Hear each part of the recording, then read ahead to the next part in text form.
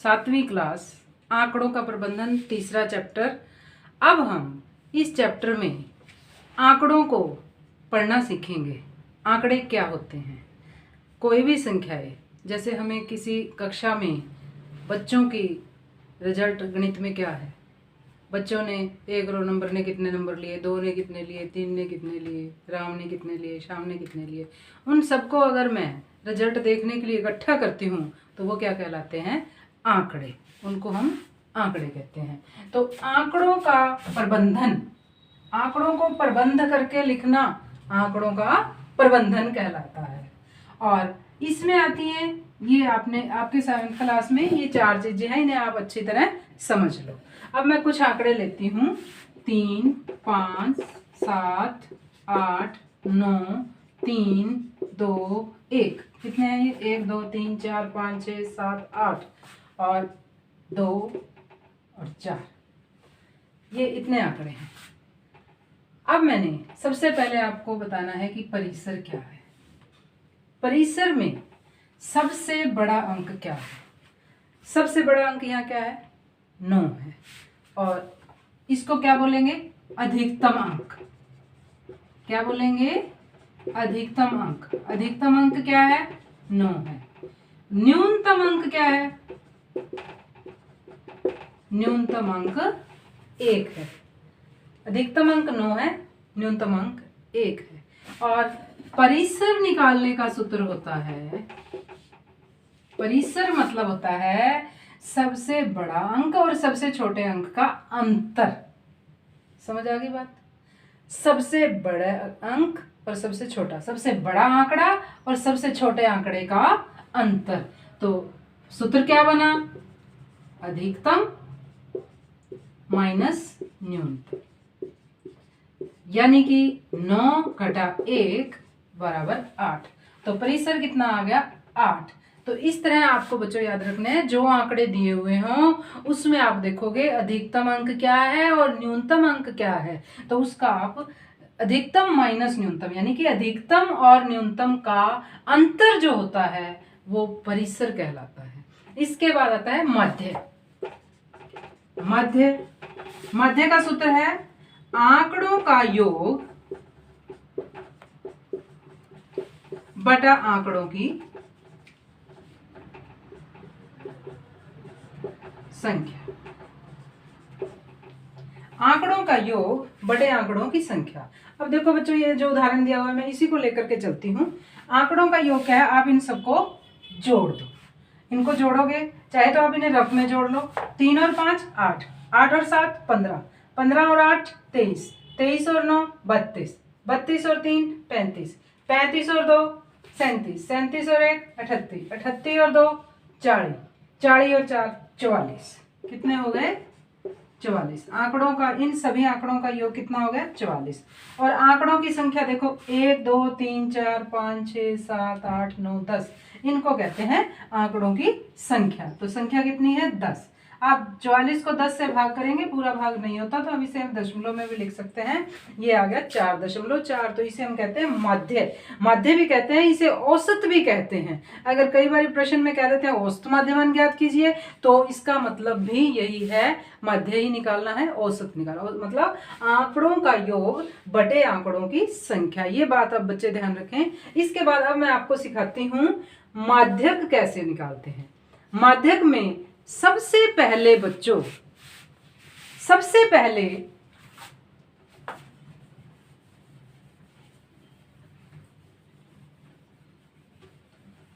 हमें इन आंकड़ों को क्रम में लिखना है।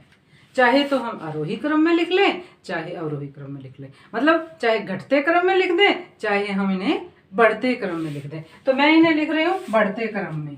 सबसे पहले आपने माध्यक निकालने के लिए संख्याओं को क्रम में लिखना है। तो सबसे पहले 1, फिर 2 कितनी बार है? 2 बार है। फिर 3 कितनी बार है? 2 बार ही है। और फिर 4 1 बार है। 5 1 बार है। 6 नहीं है। 7 8 और 9। तो अब देखिए ध्यान से, हमने इन्हें क्रम में लिख दिया।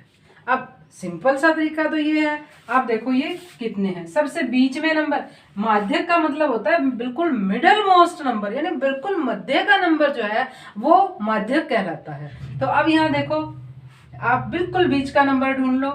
बिल्कुल बीच का नंबर क्या है, यहाँ पर 3 और 4 है। 3 और 4 2 है, तो माध्यक निकाल, क्या होगा, माध्यक होगा इन दोनों को जोड़ दो और 2 से भाग कर दो। 7/2 यानी कि 3.5। इसे हम 7/2 भी लिख सकते हैं और 3.5 सही बटे में 3 से 1/2 भी लिख सकते हैं। तो इसलिए दशमलव देख के बच्चों घबराना नहीं, क्योंकि मुझे पता है बच्चे दशमलव को देख के डर जाते हैं। हाँ जी, तो इस तरह हमें माध्यक निकालना है। कब, जब ये सम संख्याएं हैं। ये कितनी है, ये कितनी संख्याएं हैं, 10 है, 12 हो, यानी कि सम संख्याएं हो, आंकड़े हमारे सम संख्या में हो तो हम इस तरह माध्य निकालते हैं। और अगर विषम में हो, अब देखो मैं विषम में निकालती हूं, एक मिनट डस्टर,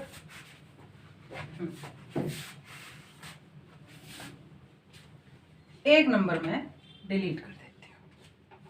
यहाँ अब हमारे पास 2 1 है, इतने संख्या है। इसको क्रम में लिखा हुआ है 1 2 3 3 4 5 7 8 9, तो ठीक है। तो अब देखेंगे बीच में नंबर क्या आया। ये कब है, जब विषम संख्याएं हो, जब आंकड़े जो है विषम संख्या में हो। इसको n भी बोल देते हैं, यानी कि n विषम संख्या में हो। तो अब बिल्कुल मध्य का नंबर देखोगे क्या है, 4 इधर और 4 इधर, बिल्कुल मध्य में क्या आ गया, 4 आ गया। तो माध्य क्या हो गया, 4 हो गया। इस तरह सम और विषम में बच्चों ध्यान रखना है किस तरह हमें माध्यक निकालना है। अब आता है बहुलक। बहुलक देखो बच्चों, बहुलक कैसे निकालते हैं।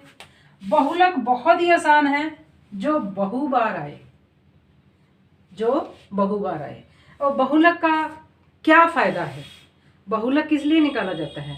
जैसे एक रेडीमेड कपड़ों की दुकान है और वहाँ पर जो रेडीमेड शर्ट्स हैं वो 38 नंबर, 40 नंबर और 42 नंबर की शॉपकीपर या दुकानदार लेके आता है। तो उन्होंने क्या देखा, सारों के 10-10 पीस ले आए। अब जब बिकने लगी तो सारी 40 नंबर वाली 9 बिक गई, 38 नंबर वाली 2 ही बिकी और 42 नंबर वाली 1 ही बिकी। तो अब दुकानदार दोबारा कौन सी लाएगा, 40 नंबर वाली ज़्यादा लाएगा ना, क्योंकि 40 नंबर वाले की बिक्री ज़्यादा है। तो ये क्या होता है, यहाँ बहुलक बहुत ही लाभदायक है, यहाँ बहुलक बहुत काम आता है। तो यहाँ ठीक इसी तरह यहाँ पर देखें आप, हमने चाहे इसे पहले क्रम में लिखा हुआ था, आप यहाँ क्रम में भी लिख सकते हैं, यहाँ आपको क्रम में भी हेल्प मिलेगी। 2 3 3 4 5 7 8 और 9, 1 2 3 4 5 6 7 8 9 सही हो गए। तो आप देखिए बहुबार, ज्यादा बार कौन आया, 3। तो बहुलक क्या है, 3। बहुत ही सरल है बच्चों बहुलक निकालना। जो बहुबार आए, एक बार मैं सूत्र लिख देती हूँ, जो बहुबार आए यानी कि जो ज्यादा बार आए, यानी कि जो बारंबारता अधिक हो,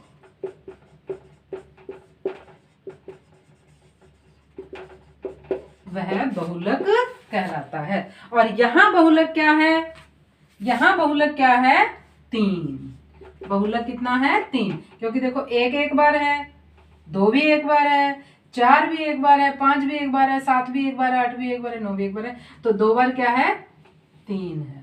और एक बात मैं बच्चों यहाँ आपको और बता दूं, थोड़ी देर पहले मैंने इसी क्वेश्चन में 2 लिखा हुआ था, अब मैंने फिर लिख दिया देखो। तो अब यहाँ क्रम में क्या आ जाएगा, यहाँ पर 2 आ जाएगा, ठीक है, 2 और 2।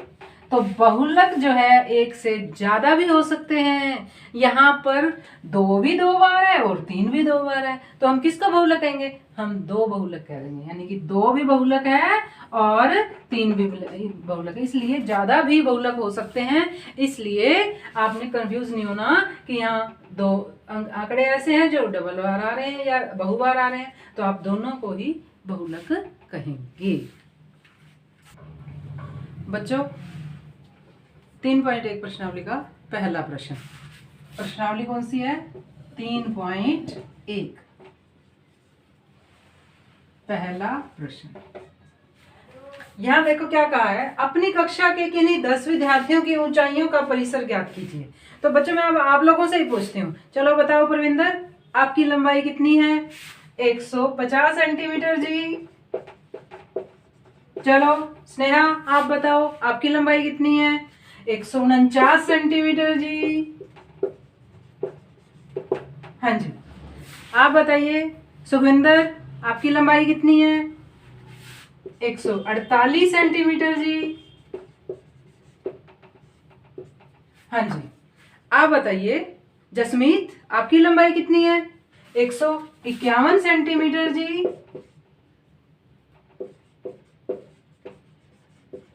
हाँ जी, आप बताओ रमनदीप, आपकी लंबाई कितनी है? 153 सेंटीमीटर जी। और चलो नेक्स्ट बच्चा, आप बताओ आपकी लंबाई कितनी है? हाँ जी बोलो रमन। 154 सेंटीमीटर। किरण आप बोलो 149 सेंटीमीटर। हाँ जी साहिल आप बोलो 155 सेंटीमीटर। 45 भी ले लूंगा। हाँ जी शाहिद आप बताओ आपकी लंबाई कितनी है? 158 सेंटीमीटर। कितने हो गए? 10 बच्चे हो गए। 1 2 3 4 5 6 7 8 9। एक और 100। आप बताओ बच्चे, किरणा आपकी लंबाई कितनी है? 145 सेंटीमीटर। तो सबसे पहले यही हमें बात कही है कि 10 बच्चों की जो है ऊंचाइयां ले लो। तो मैंने आप लोगों से पूछी ऊंचाइयां, आप लोगों ने अपनी अपनी ऊंचाई बता दी। ठीक है, इस तरह आप अपने बच्चों क्लास में बच्चों से पूछ करके कोई भी लंबाई लिख सकते हो जो उसकी हो। अब आपको यहाँ बताना है परिसर। परिसर का फार्मूला अभी थोड़ी देर पहले मैंने आपको बताया, क्या होता है? अधिकतम माइनस न्यूनतम, यानी कि अधिकतम ऊंचाई माइनस न्यूनतम ऊंचाई। तो परिसर का सूत्र क्या है? अधिकतम ऊंचाई माइनस न्यूनतम ऊंचाई।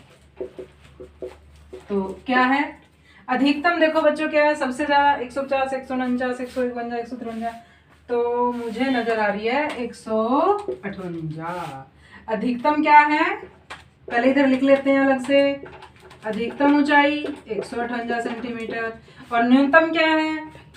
149, 145 सेंटीमीटर। न्यूनतम कितनी है? न्यूनतम ऊंचाई कितनी है? 145 सेंटीमीटर। हाँ जी, तो अब हम निकालते हैं यहाँ परिसर। 158 सेंटीमीटर में से 145 सेंटीमीटर घटा देंगे तो कितना आएगा? 8। 8 तो ये हो गए 5, 8 5 13 सेंटीमीटर। तो कितना परिसर हुआ 10 बच्चों का? 13 सेंटीमीटर।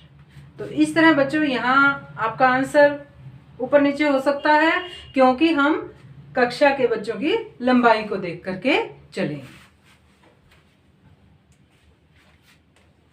हाँ देखिए बच्चों, दूसरा प्रश्न।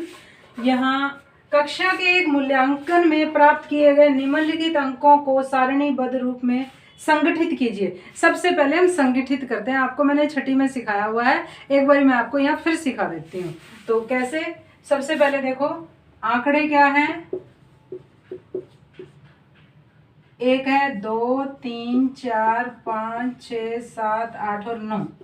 सब ये देखो यही है ना, सब 1 2 3 4। इसके बाद आता है मिलान चिन्ह, और इसके बाद आता है बारंबारता। तो संगठित करना है अगर आंकड़े, तो आपको इस तरह चलाने हैं जो आपने छठी में सीखे हुए हैं। तो सभी आंकड़ों में देखो एक कितनी बार है? एक ही बार है, तो एक। अब देखो 2 कितनी बार है? 1 और 1 2। 1 1 2 बार है, तो यहाँ आ जाएगा 2। 3 देखो कितनी बार है? 1 बार है। अब एक बात ध्यान रखो, यहाँ पर आप निशान लगाते जाओ जो हमने पहले ले लिया। 1 ले लिया, 2 हो गया, 3 भी हो गया। अब देखते हैं 4। 1 बार 2 बार और 3 बार है। 1 2 3 बार है 4, तो ये आ गया 3। अब देखते हैं 5 कितनी बार है। 1 2 3 4 5, 5 बार है। तो अब 5 देखो कैसे लिखते हैं, 1 2 3 4 और ये हो गए 5। बारंबारता कितनी हो गई, 5। इसे कहते हैं मिलान चिन्ह। 1 ऐसे लिखते हैं, 2 ऐसे लिखते हैं, 3 ऐसे लिखते हैं, 4 हो तो 4 ऐसे लिखते हैं और 5 ऐसे लिखते हैं। अब देखते हैं 6 कितनी बार है। 1 2 3 और 4 बार है। 1 2 3 और 4 बार है, ये आ गया 4। अब 7 देखो कितनी बार है। 1 और 1 2, 7 कितनी बार है, 2 बार। तो कितने हो गए, 2। 8 अब देखते हैं कितनी बार है, 1 बार है, यह आ गया 1। अब देखते हैं 9 कितनी बार है, 9 भी 1 बार है, यहाँ भी 1। अब देखो बच्चों, मैंने ये आंकड़े गिने हैं, ये 20 आंकड़े हैं, तो ये जोड़ भी 20 आना चाहिए। अगर जोड़ 20 आ जाता है तो इसका मतलब हमारी सारणी सही बनी है, और जोड़ अगर 20 नहीं आता है तो इसका मतलब है कि हमने कोई अंक छोड़ दिया। अगर ज़्यादा आता है तो इसका मतलब हमने कोई दोबारा ले लिया। ठीक है, तो ये अब आप जोड़ के देखते हैं। 1 3 4 7, 7 और 5 12, 12 और 4 16, 16 और 2 18, 19 और 20 बिल्कुल ठीक है, जोड़ 20 बनता है। इसका मतलब ये हमारी सारणी सही बनी है। तो सबसे पहला काम है इसे संगठित करना। इन्होंने बोला संगठित करो, ये हमने संगठित कर दिया। अब इसके बाद दूसरी बात क्या की है, सबसे बड़ा अंक बताओ। तो अभी ना में देखो सबसे बड़ा अंक कौन सा है, 9 है। इसके बाद देखो सबसे छोटा अंक कौन है, सबसे छोटा अंक 1 है। और परिसर, आंकड़ों का परिसर निकालो। परिसर निकालने का क्या सूत्र है, आपको मैंने बताया है, अधिकतम अंक माइनस न्यूनतम अंक, यानी कि बड़ी और छोटे में से का अंतर। तो 9 में से 1 घटाएंगे तो कितना आ गया, 8 आ गया। तो 8 क्या है, परिसर है। इसके बाद अब हम माध्य निकालेंगे। माध्य निकालने का सूत्र क्या है, आंकड़ों का योग बटा आंकड़ों की संख्या। आंकड़ों की संख्या, संख्या अभी आपको पता चल गई क्या है बच्चों, 20 है। ये सारी संख्या कितनी है, 20 है। इन आंकड़ों को जोड़ लो। इन आंकड़ों को अगर आप जोड़ोगे तो इनका जोड़ आएगा 100, 100 बटे 20।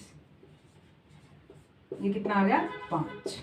आंकड़ों का, इन सभी आंकड़ों को जोड़कर देखो, इनका जोड़ 100 आएगा, 100 बटे 20। आंकड़ों की संख्या 20 है, तो 20 × 100 5 आ गया।